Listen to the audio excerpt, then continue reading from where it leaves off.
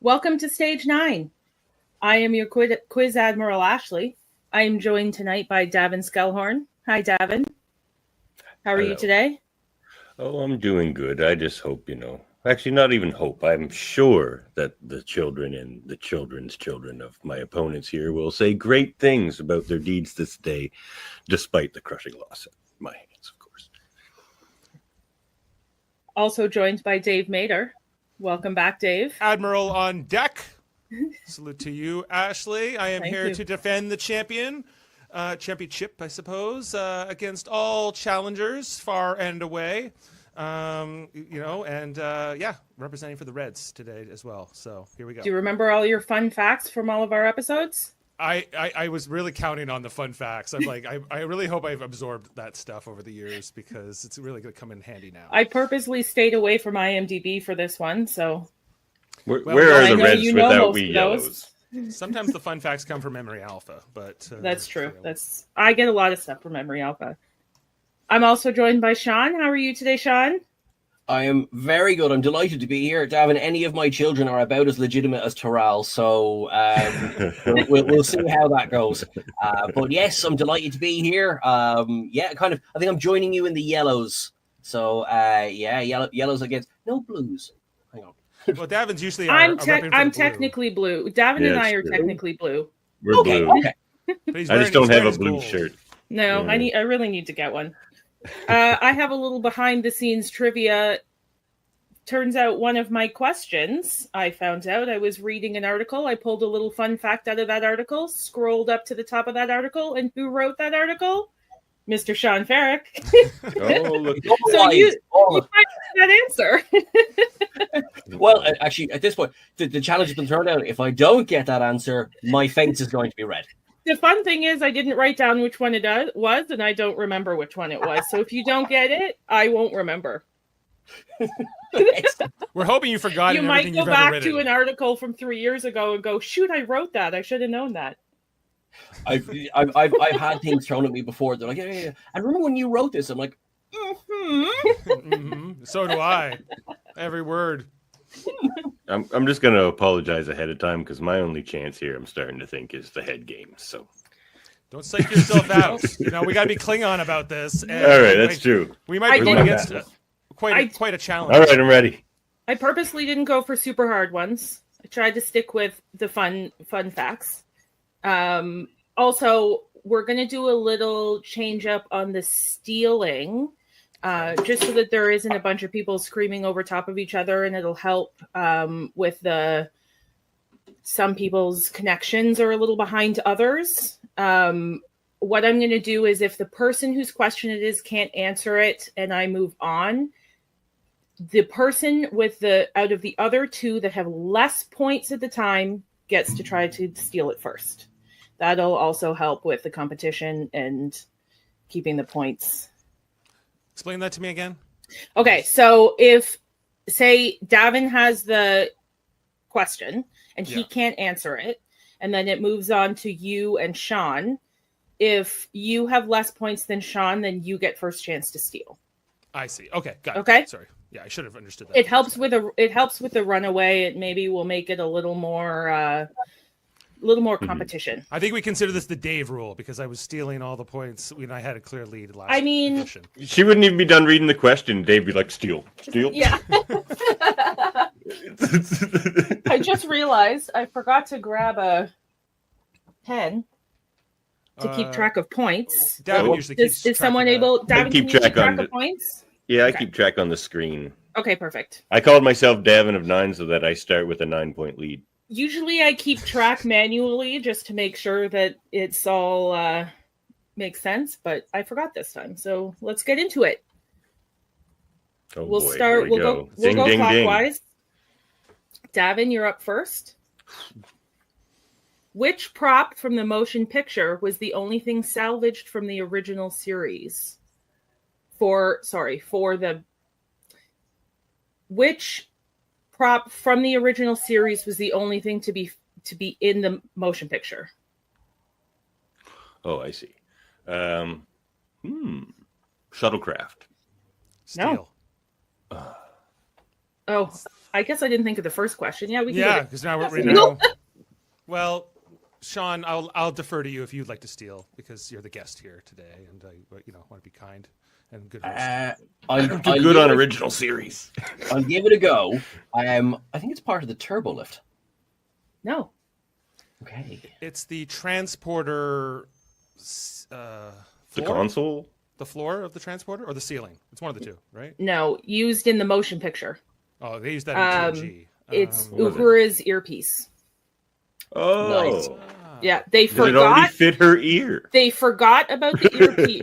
They forgot about the earpiece until the very first day of filming, and then they went, "Oh my god, we don't have an earpiece," and they had to run and dig it out of a box. Fair. Right. Well, good thing they hadn't sold that off by that point. Yeah. They had sold off a lot of things, but not that. Worked out. All right, Dave, I have an Enterprise question for you. Okay, I might get this. He has faith. I have faith of the heart. Interesting that you say that.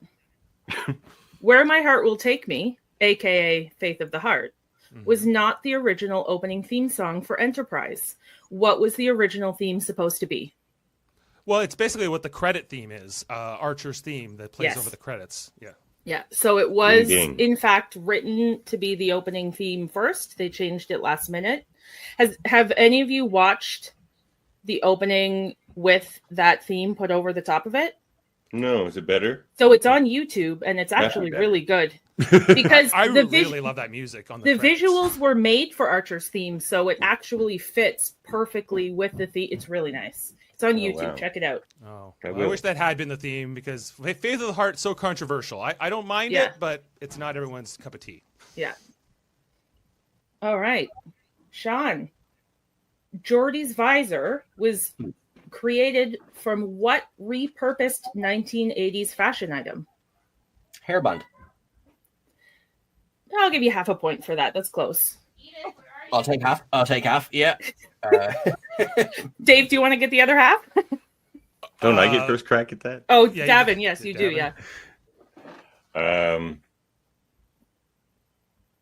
Yeah, I thought it was a hairband. Never mind. Dave? You're looking for something more specific. I'm gathering. No, I don't know. A banana clip. A banana clip. Gotcha. Yes. If we had Banana Heather clip? on Is this, that like she a would have known that proprietary, immediately. like Well, Davin's got the it's long a- hair. He should know. A banana Like- clip was a type of hair clip in the 80s, and they're actually back now, where the hair, instead of being a band where your hair was in like a circle like that, it was long and it fit to your head, and you literally clipped the hair in, and that's when you got that sort of horse mane style ponytail. Gotcha. Definitely. They're actually really good for your hair. I'm pretty sure we had a few of those in my house. Obviously, I wasn't wearing them, but in my house growing up, I'm pretty sure we had one or two of those. I mean, we did when I was growing up in the 80s, so I have a bonus question for this. Okay. And now I'm not sure who to give it to because no one got that. Well, actually, no, that's not true. Sean, you got half a point, so let's give it to you. Okay. In 1999, the visor influenced the creation of an optical viewing device that was developed based on NASA technology to help the visually impaired see and read. What was the device called? Nope. Sorry. Do not know. Davan, do you want to try and guess?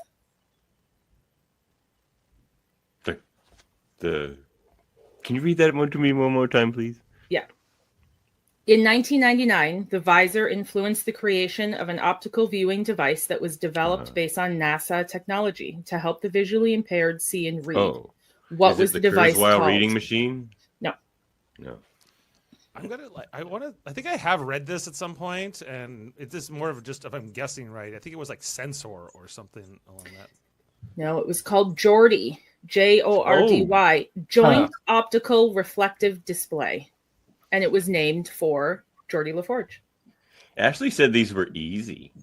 I know a bunch of these, so I'm actually, but I did say to Davan, so I said, these are easy. I said, I feel like this is the easiest one. And I said, but I could just be, I'm a DVD extras behind the scenes nerd. I love to read all of this. I watch a lot of Star Trek panels on YouTube. I listen to director commentary on DVDs. I love that stuff. So if you were competing, you would be killing. I would. Yeah. You come to be my good luck charm. Yeah, I don't remember ship classifications or uniform this and that, but I do remember the behind the scenes stuff. Daddy's not exactly winning right now. It's not over yet, Davan. It's don't early. worry. Yeah. All right, Davan, it's your question. Bring it. Leonard Nimoy would often have lollipops between takes because his makeup reportedly made his lips dry. Where did he stash them between takes? Interesting. In his tricorder. Yes. Yeah. In the bottom panel of his tricorder. It's actually rumored that if you buy one of those tricorders at auction, you can tell if it was screen used based on if there's sticky lollipop. How sticky it is. Can't wash that off after 40 years. This is authentic. He and I wasn't able to verify it, but apparently also a lot of takes where he had his typical stance of both of his hands behind his back. It was because he was holding a lollipop behind his back. So I would like that to be true. I would like it to be true. I didn't verify that. That was just something else I read while I was doing some research. I've never heard that one before, but that's interesting for sure. Yeah. All right, Dave. Okay. Though the role rightfully went to Avery Brooks. Oh, so this has 3 answers, and it's worth up to 3 points. Gotcha. Okay. Though the role rightfully went to Avery Brooks, what other actors who had played or would go on to play lead roles in other sci-fi franchises auditioned for and were considered for the role of Sisko? Okay, one of them was Gary Graham, for sure, from Alien Nation. Oh, I don't have that, but... Oh, well, he was one of them. Okay. Well, we'll give you a point for that. There... Was James Earl Jones considered? I want to say too. So yeah, I think you're maybe because he's from Star Wars. Is that where you're okay? It specifically leads. So like Darth Vader would be considered a lead. Right. Okay. There's somebody else. I'm trying to remember. I believe it's. It's not the. No, okay. I'm tapping out. I just can't. Okay. So you got 2 points for that. Mm-hmm. Sean, you have a chance to steal. There's 2 more answers. Peter Capaldi. True. Gotcha. And I know he auditioned, but I don't know if he was a lead. Stephen Macht. But I don't know if he was a lead in something. He ended up playing a Bajoran in the Circle trilogy. No, he didn't audition. He turned down the audition because uses information. Okay, so no, he doesn't count. So Peter Capaldi is definitely one. Alexander Siddig, if it's worth half a point. Yeah, I was going to bring him up too, but he never played a lead in a series. I was going for other sci-fi franchises. Fair. Yeah. There's somebody I'm forgetting. I can't remember. Is there anyone left? There's one left. Can I take a stab at one? Is it Edward James Olmos? No. Oh. Yeah. One of my favorites, and I feel like he probably could have done a good job, but I would have missed him in one of my favorite sci-fi shows. Richard Dean Anderson. Anderson from SG-1, yeah. Oh, Did I get in time on that one? Funny enough, so Kevin and I were talking about this. We were watching SG-1 at the time. It was just a couple of days ago. We were watching an episode of SG-1, and I told him that fun fact because it reminded me of it. And I think Richard Dean Anderson would have made an absolutely amazing Archer. And for the record, I liked Gary Graham as Soval on Enterprise and everything, and I liked him in Alien Nation, but he would have. Yeah. I don't think he would have been a good Sisko. I think we got the right Sisko. I think they made the right choice. He is the Sisko. 100%. Yeah.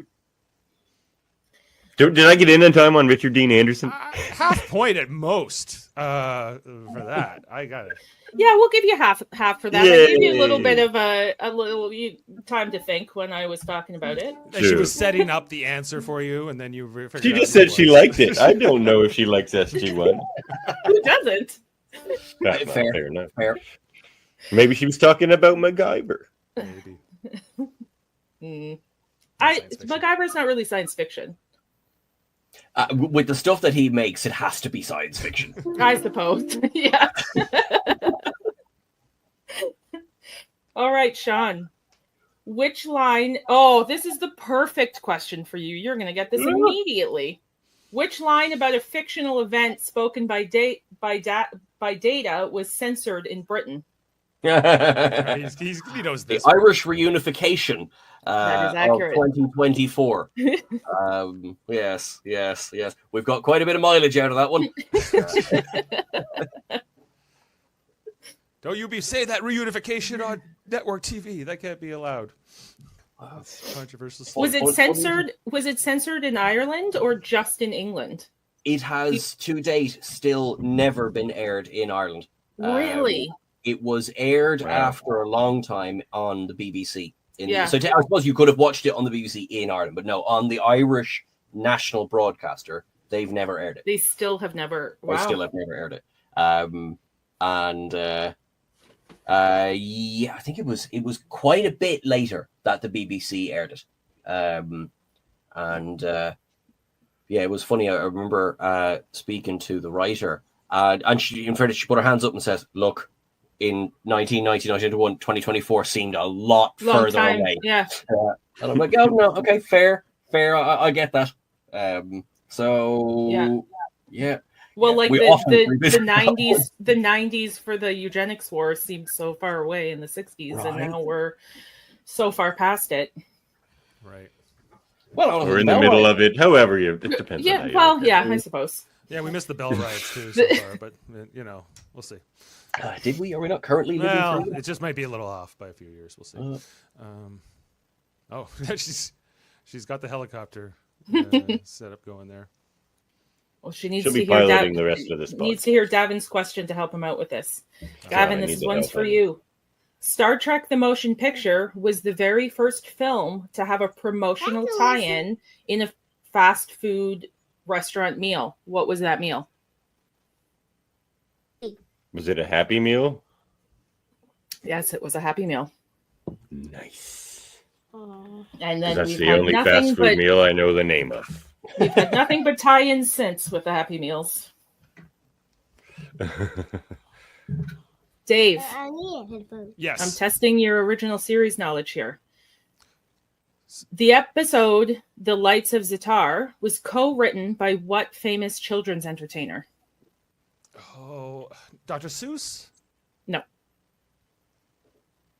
Entertainer? No, I know this. It's Lamb Chop Lady. Sherry Lewis. Yes, Sherry Lewis. Yeah. No, I'll give it to you. Okay. Yeah. I was like, who children's? Yeah. Sorry. That came up on Fun Facts when we covered Fun facts are gonna Yeah, I assumed it would be on Fun Facts. ruin of us here. I remember we started that whole podcast off with, because I found it out as I was prepping that episode that night, and I played like Lamb Chop's Play Along. This is the song that doesn't end. And Jody and Adam and Kevin and my dad were all annoyed, and they had no idea what I was talking about. It was great. I love Lamb Chops Playhouse. It was a millennial moment. It's a millennial thing, yeah. Yeah. All right, Dave, this one has a bonus question. Okay. This episode is the mother of what modern day reference site? Modern day reference site. When do Like you want to pick? that. Oh, because of the Memory Alpha reference. Yes, Memory in Lights Alpha. of Zatar. Okay, Yeah. yeah, that makes sense. Yes. Pick 3. Mhm. All right. Sean, We need that bonus. the episode The Visitor lost out on a primetime Emmy to which other infamous Star Trek episode? Threshold. Threshold, one of the best Star Trek episodes. I will defend. Until it I will isn't. defend everything except the finale. That's Exactly. that it just falls apart at the end. Otherwise, Well, Robbie Duncan McNeil is acting his little cotton socks so off. I love it. It's one of my favorite Voyager episodes just because, but I love the ridiculous episodes and I'll always defend the ridiculous episodes. I love it. And I try and bring it up as much as I possibly can. That one in Sub Rosa. Sub Rosa is a classic. I would defend Sub Rosa. I was the perfect age for both of those episodes, so they have a fond place in my heart. Do you hear that, Jody? Sub Rosa rules. I've got in the middle of beef, haven't I? Oh no. Actually, Joe, fun fact, really quickly. Duncan Regeer, we did an interview with him a while back, and I was like, "Lovely to meet you. How are you?" And he goes, "Yeah." And I was, your time at Star Trek has been incredible. And I, honest to God, I thought we were going to end up talking about Shakar. And he goes, "I believe I'm known to the fandom as Sex Candle." I went, "Sir." Well, he's one of Kevin- ours. He's Canadian, Duncan Regeer. Kevin 3D printed me the candle holder, like the candle. I have it. That's He very 3D printed romantic. me one. Yes, I just need to. I have to spray paint it because it's white.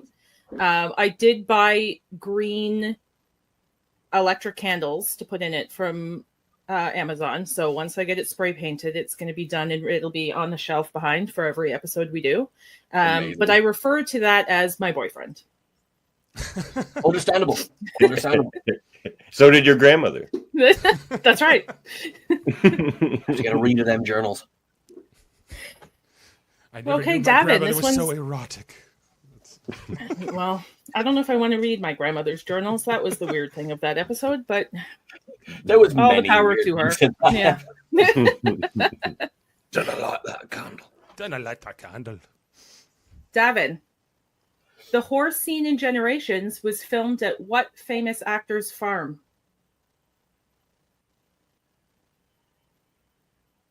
You muted. Yeah, there's a crying baby. That's why. He's stretching out. Let me just to- say Paul Newman. No. Sean, you have the chance to steal. Well, I know it was Shatner's horse. So I'm going to say William Shatner. It was William Shatner's farm and William Shatner's horses. I would have got that. Once upon That's a time- trick question. That Once sure upon a time I knew is. the horse's name, and now it's gone right out of my head. But it's a great name as well. Oh yeah, I didn't get that. That would have been a good bonus question. Dave, Yes. which Star Trek actor was the first to write a story for an episode? Which Star Trek actor for an episode? Yes. Oh, that's a good question because that's the movies. I think it would be easier. An episode. That's a tough one. I don't think it's anybody on original series or next gen. It's got to be like Discovery or something, but I don't really know. Okay, I yield. All right, Davan, you have the chance to steal. Discovery or something. What was the question then? What? Which Star Trek actor was the first to write the story for an episode?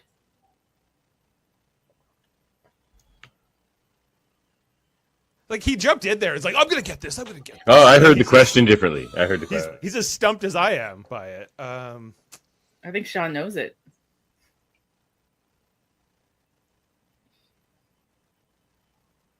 An episode. I think I'm it's ready. Michael Dorn. Nope. No. Sean? Is it Walter Koenig with the Infinite Vulcan in the animated series? Oh It is, no. Yes. You're good. You two always forget about the animated series. It's almost worth 2 points. That was He pretty didn't good. write. He didn't write the script. He just wrote the story. It's actually fun. I mean, every episode of the animated series is bonkers, but that one's particularly bonkers. Yes. That's why I like the animated series because it's It's a so lot of fun. bonkers. Yeah, it really is. We actually need to cover it here on the podcast because I'm in when immediately. Oh, questions dude, don't come- honestly, I've just done a rewatch. That's why that particular one's so fresh in my Mhm. mind. I've just done a rewatch. It's a lot of fun. It really is. Yeah, it's a lot of fun. I don't mind it when I watch an episode, but I never Like Glommer go in through the them all. animated series there. There you go. But that Sean takes the lead. He does, and gets the next question. That half point is now coming back to haunt me. Which alien race did Ronald Reagan say reminded him of the U.S. Congress? the Ferengi, isn't it? No, Flip. I'm gonna say the Klingons. that is true. Klingons. The Ferengi now, for sure. I don't know. I think the Ferengi. I wouldn't slander the Ferengi so much. Yeah, the Yeah, Ferengi maybe. would take offense to that, I think. 'Cause, yeah, they have some standards. They do. That's true. They at least have their So would the Klingons. rules of acquisition that they actually follow. Yeah, they're more like Romulans, really. But yeah, Yeah. I digress. They're more like the pirates from Pirates of the Caribbean. The rules are more guidelines, really. The Terran Empire, perhaps. The Terran Empire, yeah. Yeah. I love Star Trek. So many examples of so many different terrible ways of running things. Yes. Not as many good examples. Davan, what actor was originally offered the role of Spock? I get for steal this.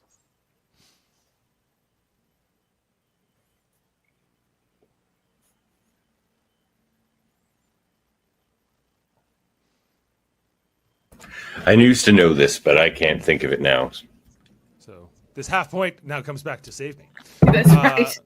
Walter Matthau. No. What? Adam West. You mean Adam West? No. Sean? Martin Landau. Martin Landau. Oh, Walter that's the Matthau one. was a newscaster. We covered that on my movie podcast. Wait, I said I said Walter Matthau. They're Yes. so similar in name.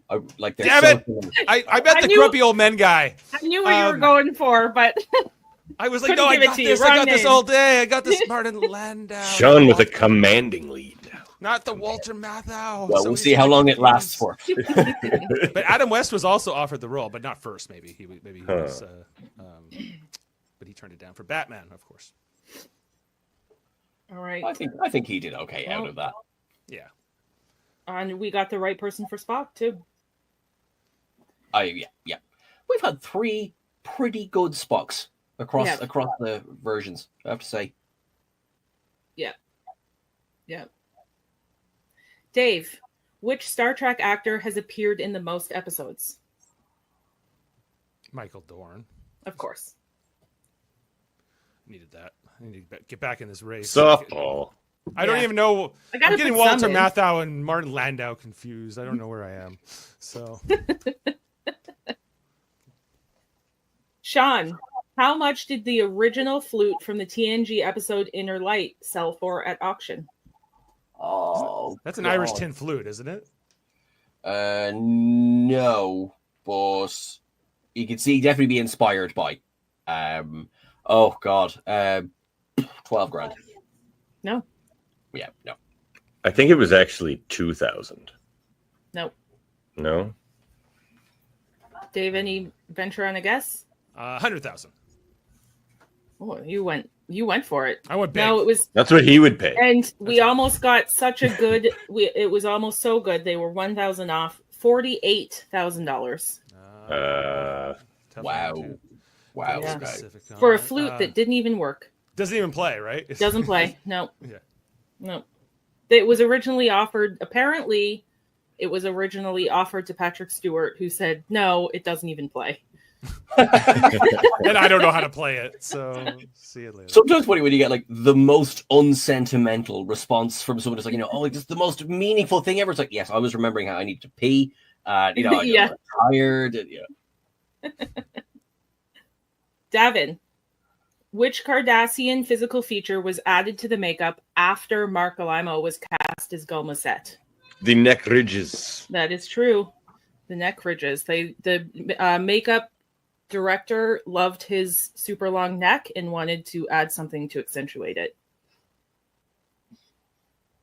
Best part of the Cardassians too. They should have not given them those mustaches. He has a beautiful neck.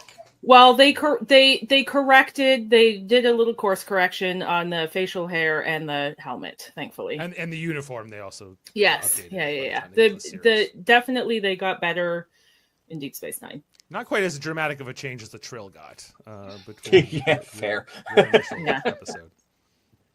Sometimes I think Norman might be talking about the Yes. yeah, the Packlets for sure.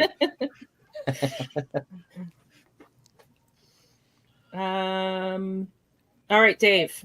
Appearing in over 60 episodes of The Next Generation as a background actor and Data and Wesley stand-in, Guy Vardaman was the inspiration for what Star Trek parody character? Star Trek. It's got to be someone from Lower Decks, right? Star Trek parody character. It's not a Star Trek franchise. It's not from Lower Decks. No, it's a parody. I think I know this one too. So it's somebody from like Galaxy Quest. But I couldn't tell you any character names from that movie. So if that's what you're getting at, I will fail. Okay. All right. Is it Ensign Ricky? It is not. Sean? Guy Fleegman, played by Sam Rockwell in Galaxy Quest. It is, yes. Yeah. Yes. I thought it was a Galaxy Quest thing, and I just don't. I haven't seen it enough times to know the character names. And that actor, I was reading the story. That actor was told about it like a year ahead of time that they were creating this character that was like an homage to his character on Next Generation. Well, that's something. That must be such a lovely feeling. Like I know, right? And they named him. They named it the same name and everything. It's so good, and that's one of my favorite characters in all of film. Like, I love Galaxy Quest. I could do a Galaxy Quest trivia. Maybe we should. I'll fail. Don't invite me. All right, Sean. Which Star Trek Deep Space Nine actor is related to Napoleon? Is it Armin Zimmerman? Nope. No. It's René Bourgeois. That is true. I should have. The French name was right there. No, fair It's play. right there. René Bourgeois' mother was a princess. Yeah. That He's like I do royalty. Yeah. Yeah. He comes from royalty. It's even worse that I got that wrong. If I knew that bit. All right. Hey, Dave, do you feel me nipping at your heels? I feel you feel it. But It's like a little Sean's in the burn lead. or an itch back there. I Yeah, like but that I'm not our- going to catch him. I like that our points are this close. This is good. Yeah, it's usually is not. fun. I would. The stealing thing has been a change. So More DS9 questions is all I need. Well, I don't have a Deep Space Nine question for you, but I do have an original series question for you, Davan. What is the real-world explanation for why Nimoy pronounces sensors sensors? he knows this, doesn't he?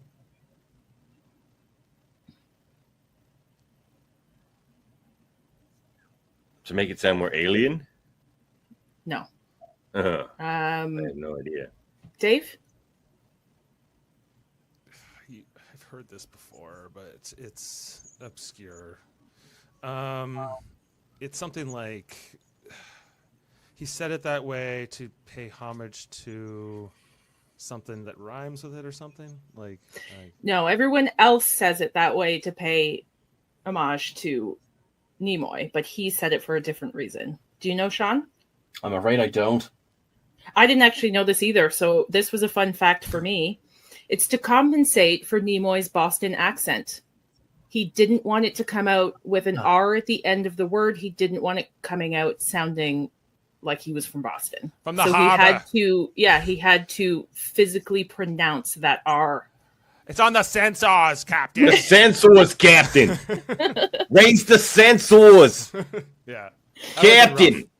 yeah, sensors. All right. Whoop us Dave. out of here.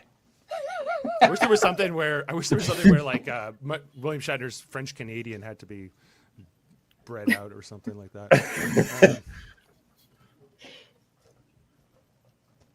Dave, this is a 3-point question. There's three answers for this. I will get all three. The Canar bottle. The Canar bottle inspiration came from bottles sold in Italy to tourists, originally containing what? Beverage. What kind of beverage? Some, And I'm specific because it is a specific type of beverage. anisette. Nope. This is I'll give you points? three. I'll give you 3 tries though, because there's 3 answers. Not anisette. what's that other one they have in Italy? The Aperol Spritz? No. No. He's making this shit up. What's that other stuff they have? Like it's Disaronno? No. I don't know. Davan? It didn't have absinthe in it, did it? No. Was it like maple syrup? From Italy? Yeah, no. They have other kind of trees that produce something liquid in Italy. Wine? Yeah, probably wine, but of what kind is the question. She wants a specific kind of wine? Yeah. That's what's one like of the answers. Like, what's an Italian wine? Like, Sean, do you want to try? Communion wine from the Vatican or something. No. Oh! Yeah, I'm not going to say it now because Murphy's blowing. Murphy, you maybe don't mouth off in the comments about the answers because I can totally read them. Spoiler. Red wine. Yes. I'm not going to give anyone the answer because that's not specific enough, but I'll tell you. Italian.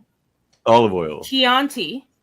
Oh, Chianti. Which always comes With for barbecue. tourists. Like they Ah. like to sell Chianti to tourists in like fancy ass bottles, right? Vinegar or olive oil. Which Murphy said both in the comments. Yeah. I didn't say that. Give all the points three to things- Murphy. The three Yeah. things that Italians like to sell to tourists: Chianti, olive oil, and vinegar. And Mr. Sean gets one for And red I'm wine. so bummed that I left my Canar bottle downstairs. I actually have one of those bottles that sold. I have- I'm not sure if it They're was nice Chianti vinegar or olive oil in it, but I found one at an antique shop, and I have one downstairs. I think about Casey Biggs drinking that stuff, and it was like the thick syrup, you know. And it changes. Is there another? No, there's. I was going to say. Yeah. I was going to think there was one there where it was sandy, but no, there was something in Star Trek V that Cord was drinking. I'm There's I like a swear he sort drank of- sandy. There's different colors of Canar. So in my own head, I just think that it's like the difference between white wine, red wine, rosé. Like there's different styles Yeah, and like different. a port or a Cardassians regular prefer wine. different. Yeah. brandies, you know, obviously thicker and How dare Cardassians enjoy a different diet? They all dress the same. They all get the Yeah. same haircuts. It's a bit like one Romulans. drink, one haircut. Yamik sauce is as good as it gets. What is it? Sure. That's the one food item in Star Trek that if I could try, that's what I would pick. I want to try Yamik sauce. I want to What know is what that the sauce? fuss is about. I want to know why the Cardassians love it so much and everyone else thinks it's disgusting. It's probably I like fish. burritos. I want to try Hasperat. Yeah, it's supposed to be very spicy. Asparagus Jam is a just spicy sticks. burrito. Yeah. Yeah, I would like to try an Icoberry tort. I like that all of the food we want to try is all from DS9. Yeah. I think Oh, they had the most Romulan food Rizzle until twist. Romulan Yeah. Rizzle twist. All right. Who's Who's going? All that? right, Sean. The Zindi reptilian He doesn't need any more points. The Zindi reptilian makeup experience was so grueling, it made what actor consider quitting acting altogether? Jeffrey Dean Morgan, and then we Stop would have all. lost out on things like Walking Dead, and he turns up in so many different things. But yeah, poor old Jeffrey Dean Morgan. Also, we would have missed out on his terrible fathering in Supernatural. Yes. or, That's or his terrible buddying in The Boys, and his terrible. Yeah, he's generally a bad. He Doesn't plays get a to play bad the nice bloke. Like he was guy. the comedian, of course, in Watchmen. Also, Yeah. not a good guy. Actually, Norman makes a good point, and I take back my answer. I would want to try Rock Tachino. Mm-hmm. Right, Oh, yeah. seems good. Pretty popular amongst all species. Double sweet. Double strong, double sweet. Double strong, double sweet.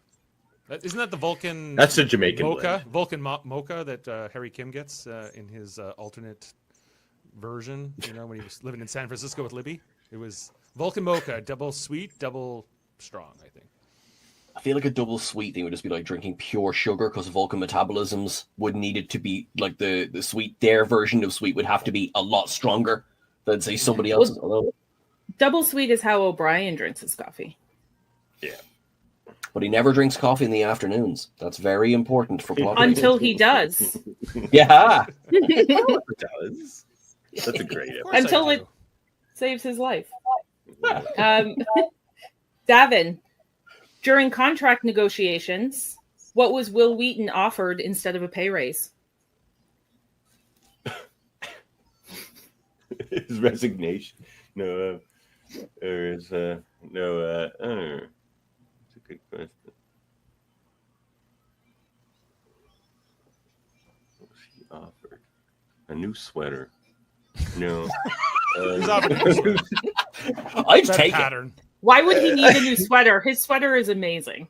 It's true. His sweater's pretty banging already. That's a good question. More time off for school Right. or something. Steal. No, Dave. He was offered a promotion to lieutenant. Yes, Oh, right. His character was offered a promotion, Yeah. and he Yes. said he can't pay his rent. Say, I can't pay the rent, landlord, but yeah, I I just made can't- lieutenant, yeah. so just wait for the good Yeah. stuff to come. Yeah. I can't pay my rent this month, but I just made lieutenant, I think is something that he said he would have to say to his landlord. It was pretty, I saw him talk about it. It was pretty funny. Dave, in the beginning, Gene Roddenberry was against the casting of Patrick Stewart as Picard. Which two producers were instrumental in campaigning for Stewart to get that role? Rick Berman? That's one. There's one more. Put your hand down there, Ferrick. I don't know. Was Jerry? Is it Jerry Taylor? It's not Sherry Taylor. It's not Jerry Taylor. She's not there yet. Not David Gerald. No. You can't just list them all off, can you? Hey, Dave, you got 1 point for that All question. right, Davan, all do you right. want to try and steal for the other point? Michael Piller. No. Yeah, he No. wasn't there Sean? Bob Justman. Yes. yet. Yeah, Hiller and Jerry Taylor came along a little bit later on. David Gerald was there for about 5 minutes. Yeah. They went through a lot of producers on that show. They did. Chaos on the Bridge is such a good documentary. Yeah. Yeah, it is. Well, All the right. first couple seasons were rocky. It was a rocky road. Turns out I have a lot of Next Generation behind the scenes questions in this one, but they talk a lot about their behind the scenes experiences, so there's a lot of info out there. So you got another TNG one here for you, Sean. Why did Patrick Stewart's agent threaten to sue Paramount? Was it to do with his back? And it was the season 1 uniforms that he was risking permanent back damage because they were so tight. Yeah. Yeah, that's it. This is a runaway train here now. No, I just know way too much about Star Trek and clothes. More than is appropriate. I don't think it's Davan. fair that this is all about the culture of Star Trek. Like, I feel Trek culture, if you will. Checks in the post. All right, what do you got for me? So going back to this is very It's not close TOS to us. again, is it? It is kind of, but it's also TNG, no, and it I also know. harkens back to a previous question that you guys kind of answered already.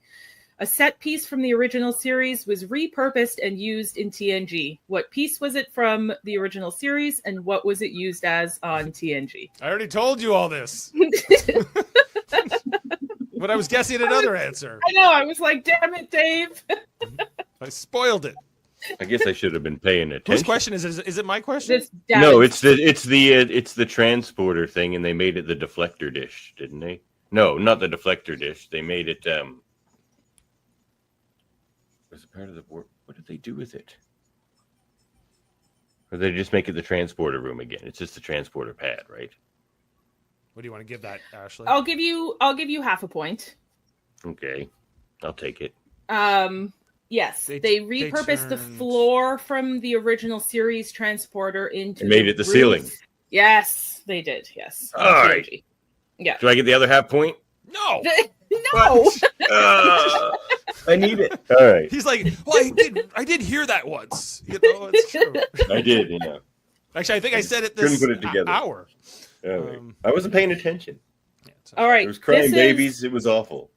All right. This is my 6-point question.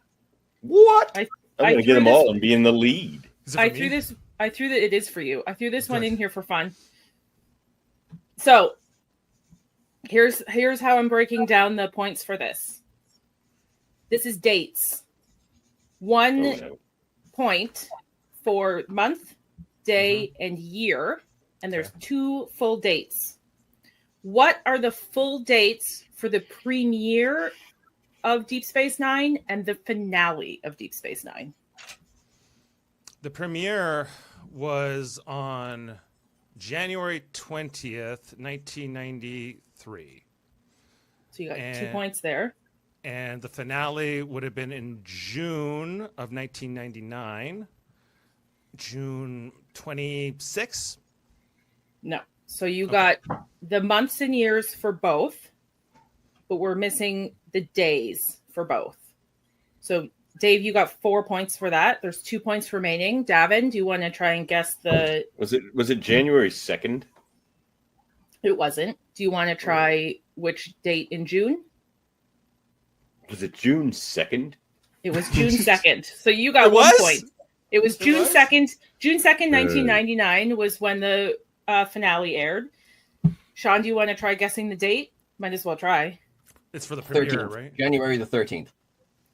January 3rd, 1993. He was off by 1. Dang. I didn't. It's odd that it aired so early in June to me, but I remembered it being like around New Year's. or I was something, surprised right? June because usually finales happen in May. well, I think the TNG one happened in May, but the Voyager one happened definitely in June, later in June. I remember because Yeah, I mean, was graduating high school. Yeah, so- next Star Trek in that time definitely went on for longer than other shows because they typically had 26 or 27 episode seasons, but premieres or finales usually in TV usually happen in May. Okay, the best I could find can you put that back up for a second? The best I could What? find is that Yemek sauce could taste like a combination of teriyaki, hoisin, and hollandaise sauce. Like, who made that up? Like, I mean, what- I like all 3 of those Teriyaki days. separately. that sounds Teriyaki gross. and hoisin go together well, Yep, but they hollandaise do, yeah. should not be mixed with either of Either of the those. It would be very gross looking. Yeah, it would be gross looking. I mean, I'd still try it. Sure. And okay, Sean. Tasha Yar wasn't the original name for the Enterprise D's security chief. What was the original name? Sasha Hernandez. What was the first name? What did you say for the first name? I just want to make sure I heard you correctly. I said Sasha. No, that's Hernandez. not. But you got Hernandez, so I'll give you half a point. Okay. Yay! You're... It's not Tasha Hernandez, is it? It wasn't Tasha all the way through. It's not Tasha, no, but it Okay. is similar to both of those names. Do either of you want to try? Davan, you have first shot.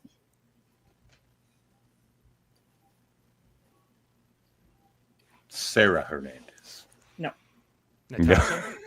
No. Oh. Masha. Masha. Masha with an M. Right. Because of course they originally cast Marina Sirtis in the role, and then That was my bonus question. oh, I get it. But Sean got a half point for that, was it? I can't I'm believe just full you of just fun did facts. that, babe. I'm just full of fun facts. So what are you gonna do? All right, well, we'll I skip just- over that bonus question. Oh, Dave. Oh, I know wanted nothing that now. point. I know nothing.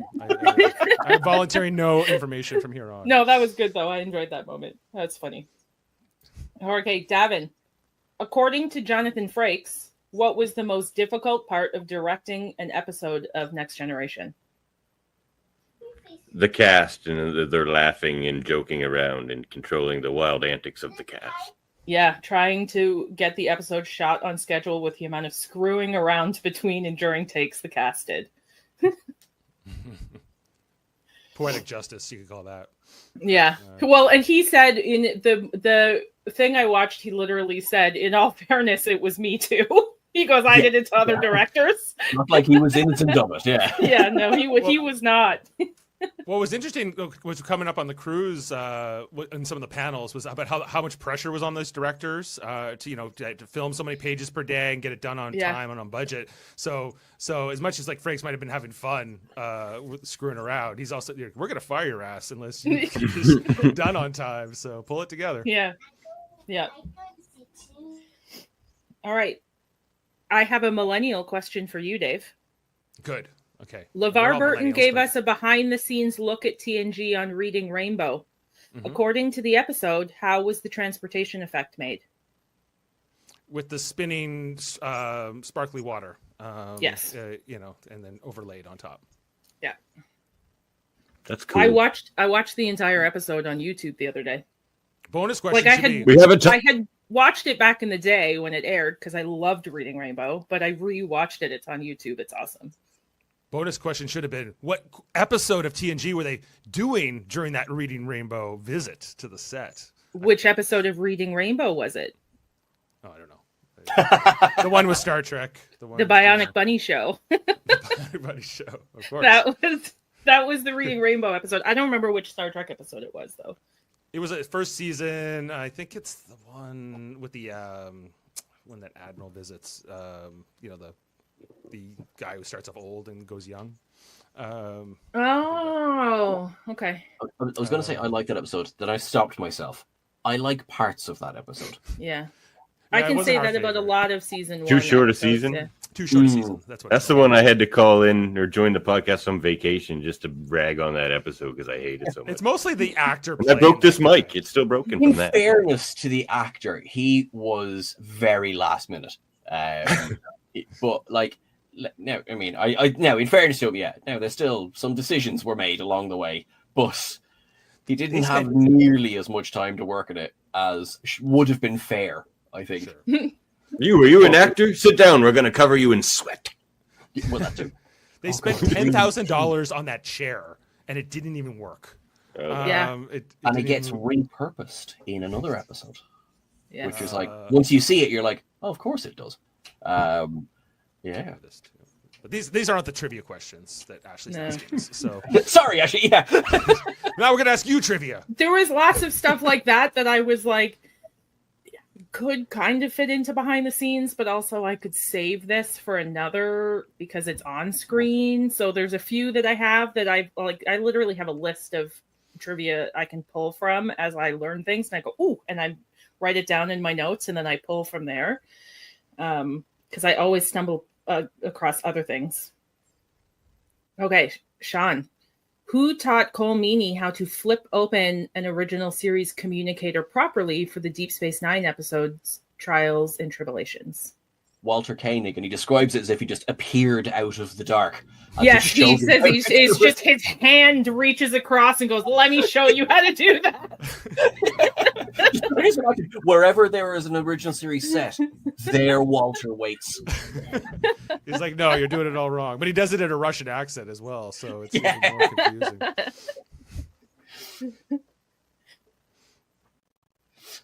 All right, Davan. 5-point DS9 question, please. Wait, no. Make it all about Far Beyond the Stars, specifically. Yes, please. Please do. What was the very first episode that Jonathan Frakes directed? I know we haven't done Oh my God, now. Honey, you're talking to me every time it's my question. Hi. I'll be right with you, Mandy. Kids. What was my question? I'm sorry. It's been a day. What was the first episode that Jonathan Frakes directed? Oh, yeah, right. Wasn't it,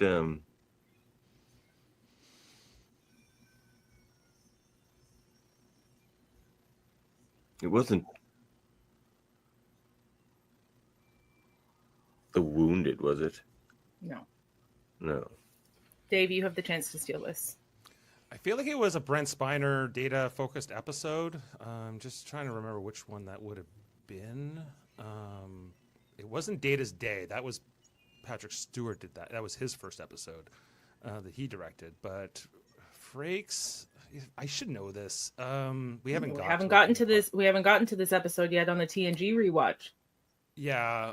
Or is it Sins of the Father? Is it the Worf episode? I'm going with that one. Sins of the Father. It is not. No, Sean? no. Was Hold it the on. Offspring? I retract. It was The Offspring. Sorry. The Offspring. It's The Offspring. Sean got it. So you were right. It was a Data episode. Yeah. It was, yes. Yeah. Right. No, yeah. It was like, it's a Data episode, but which episode? And, yeah. In fairness, then, he's not in half the episode for that reason. When he does, Lal kisses him. Yeah. That's right. Yeah, she just grabs He always him and seems pulls to him. get kissed in the episodes that he directs, eh? Right. Interesting. Director's prerogative. You know. It's a Dave, tough job. this probably should have been a question for Davan. He's going to be mad he doesn't get the Deep Space Nine questions. Mm-hmm, he will. How did Ira Stephen Bear want to end Deep Space Nine? This is for Sean? That's for you. Oh, me? Yeah. Oh, he wanted it to end like with the Far Beyond the Stars, like Benny Russell, like looking out and like, was it all a dream the whole time or whatever? Which would have been dumb. So I'm glad they didn't do it. But That's accurate. All right, Sean. When Nana Visitor was pregnant, whose idea was it to have her carry the O'Brien's baby so they didn't have to have her hiding behind things for months on the show? Whose idea was it? Oh, because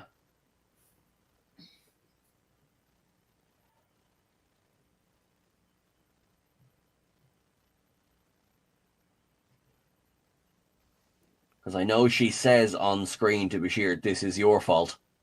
Yeah, but like behind the scenes, whose idea was it, like, so that they didn't have to deal with the production nightmare of hiding the bump? Was it Ira?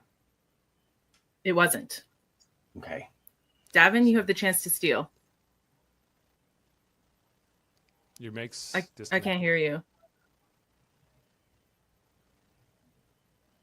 I think he forfeits the steal. Was it Alexander Siddig? It wasn't. Was it Ronald Dave? D. Moore? No, it was Ira Stephen Bear's wife. Oh. Sean was closest. He was the closest, yes. But she's a whole different person. Totally fair. Totally fair. Yeah. Definitely not Rick. Yeah. All right. What? I missed that. The comment Definitely not Rick Berman. Norman was just like, definitely not Rick Berman. It definitely wasn't No. his idea. He probably would have fired her. Which she was worried about when she found out she was pregnant, that she was going to get fired.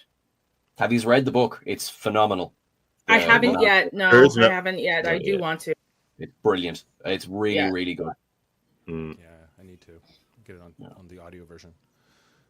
All right, Davan. While everyone else had their director's chairs to sit in between takes, what did Tim Russ bring to set to relax on between takes? Apparently, he started this before Voyager and brought it in with him to Voyager. A hammock. No. Dave, you have the chance to steal. A massage chair. No. Sean? Is it beanbag? No, it was a reclining beach chair. It was like one of the like chaise, like beach, Okay, yeah. fold up beach chairs. He did it on when he was playing the Klingon, because he wanted to be able, the makeup was so, like, he was so tired that he wanted to be able to nap, have like 10-20 minute power naps in between without having to go all the way back to his trailer. And he liked it so much that was just, he did it on Voyager just so that he could stick around and not have to traipse back to his trailer. Which is a bit of a hike, I'm gathering. Well, he said he would waste, like, if they came to get him and then to walk back to set, he goes, that's an extra 10 minutes. I could have been sleeping. Yeah, fair. Yeah. It was interesting hearing on the Voyager panel on the cruise about all of the different trailers that the cast had, and who, like, you know, because Robert Picardo had one of his action figures on the outside with like the word bubble saying "Help me, escape," and then apparently Robert Beltran, his trailer was just filled with boxes of gifts that he never opened. Like, people would give him things, and he's just like, I don't know, and then he would just throw it in a corner, and eventually his trailer was just filled with boxes of stuff. I can't imagine never opening gifts. Yeah, I don't. We myself. And Imagine being given so many gifts you stop opening them. Yeah. That's how Chakotay rolls. I guess. Who am I at? I've lost track. I think Sean. I think you're at Sean. Were the chair question? No, Davan was the chair question. Yeah. Oh, Okay, that's so I'm on to That's Dave. me. Okay. Yeah. All right. In Star Trek First Contact, some of the Borg had their facial lights blinking in Morse code. What did it spell out? Oh God. Help me. No. Davan, do you want to try and steal? SOS. Nope. Sean? I think The Sean names knows. of production stuff. That's true. Yeah. Why do I know these things?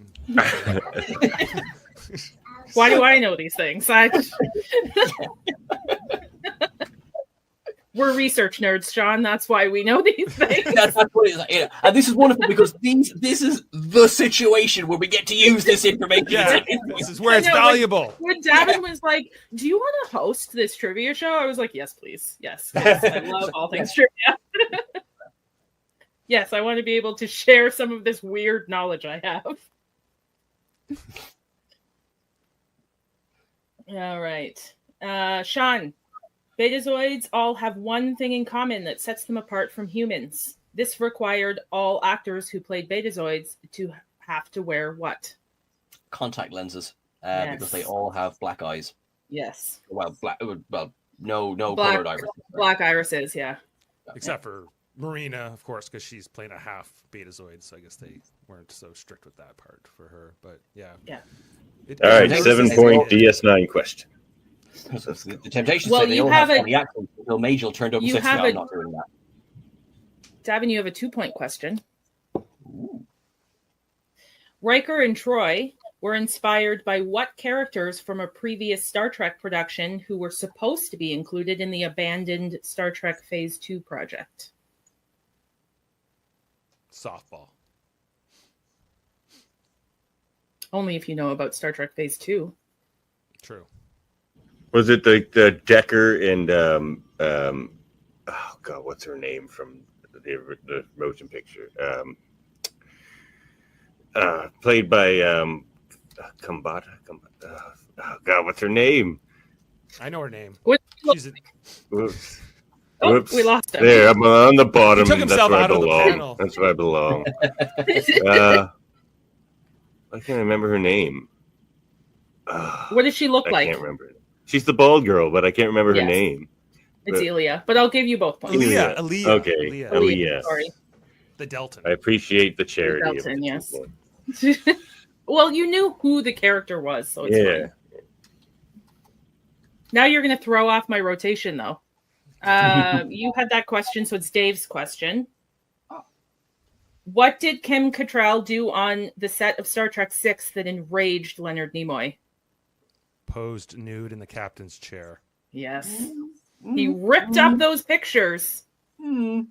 What? He was so mad that she thought of it first. What do you Was want to she add, nude? Sean? Was she nude? Well, she still had the ears on. She was wearing only her Vulcan ears. Yeah. And presumably that headband she wears in the movie too. Oh, fair. Is it I'm not sure if it's a Maybe, I don't banana type or not, but I think it's No, you'd be able to tell if it was a banana clip. It would look like a visor. right, of course. Everything's full circle. That's exactly. All right, last question for Sean. William Shatner suffers from tinnitus due to a special effects accident on which original series episode? Oh, goodness.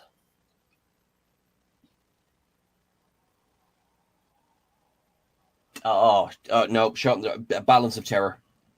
No. Oh Davan? no, Spectre of the Gun. Nope. Davan? Oh, okay. All right. Well, then, thank you.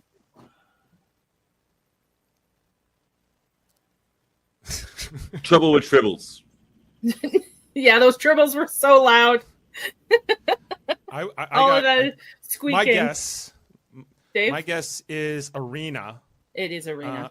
with the bamboo cannon. Fair. Yes, that is what happened. It went off. He was too close, or it went off before it was supposed to.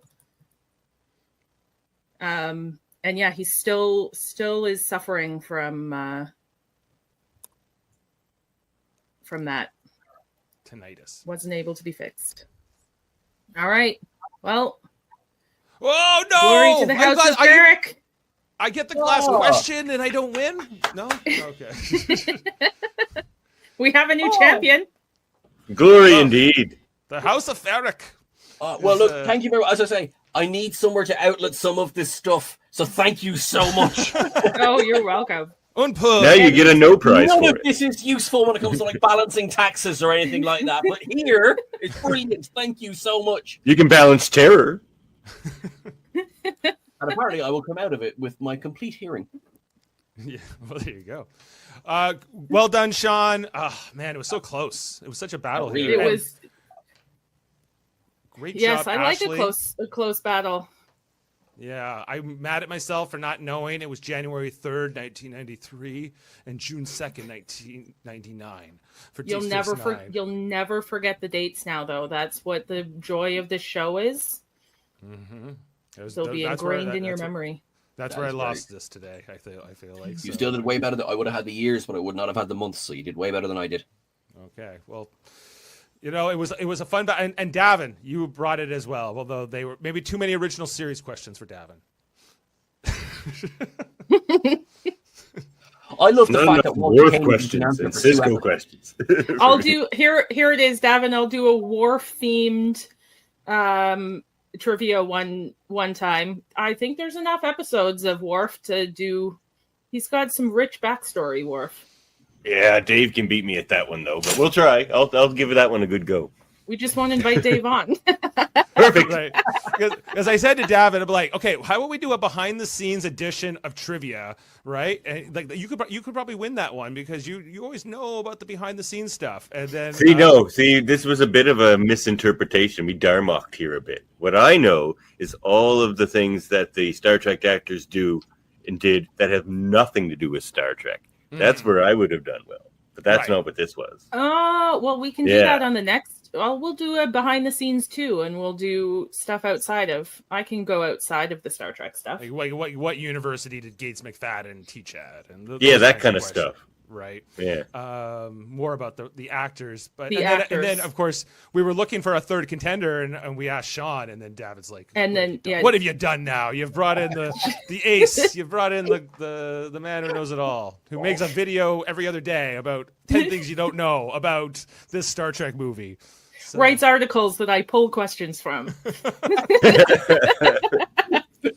Can't believe you didn't reference any of my article. Sorry, Davan. Yeah. Oh, this was so much fun, though. Thank you. It's okay. They're about gardening. You would have me beat there. You know, gardening comes in handy, and sometimes in Star Trek, like if you're at a penal colony on, New Zealand, or I don't know, something else maybe. I don't know.